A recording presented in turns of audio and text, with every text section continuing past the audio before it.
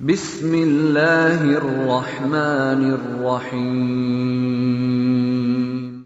سورة الاعلا مکیه، ای هم از سوره های مکی هست.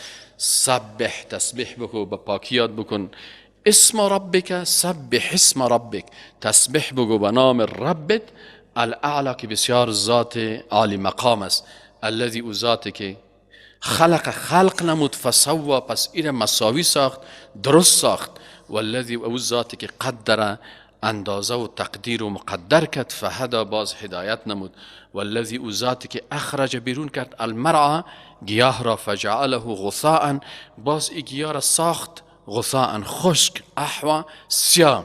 سنقرئک، زود است که ما قرائت بکنیم بالای تو ای پیغمبر صلی الله علیه و سلم قرآن عظیم شان را، فلا تنسى، باستوی را فراموش نکنی، الا مگر ماشاء الله، آنچه را که الله خواسته باشه که او را الله منسوخ بگردانه.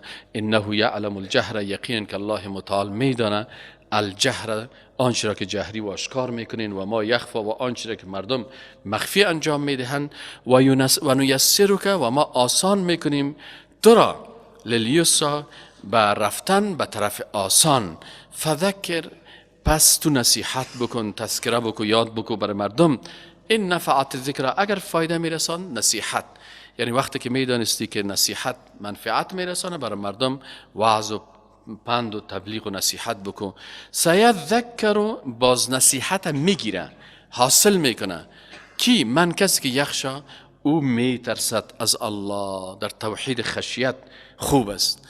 و یتجنبها، و از امین نصیحت فرار میکنه و کنارگیری میکنه و اجتناب میکنه. الاشقا، مردمای شقی، بدبخت، بیدین. الذی، آن کسانی که یصلون النار الکبری، انداخته می شود در آتشی بسیار بزرگ. ثم، سپس، لا یموت فیها، نه میمیره در آتش، ولا یحیا، و نه هم زنده میشه. قد افلح، یقینا کامیاب شد، من، کسی که تزکا، پاکی را اختیار کرد. و ذکر اسم ربه، باز یاد کرد نام رب خود را. فصلی، پس عاجل خیست و نماز خواند. بل تؤثرون الحیات الدنیا، بلکه شما بسیار ایثار یا پسند میکنین چی را؟ الحیات الدنیا، زندگی دنیا را. و الاخرت، در حالی که آخرت خیر، بهتر است.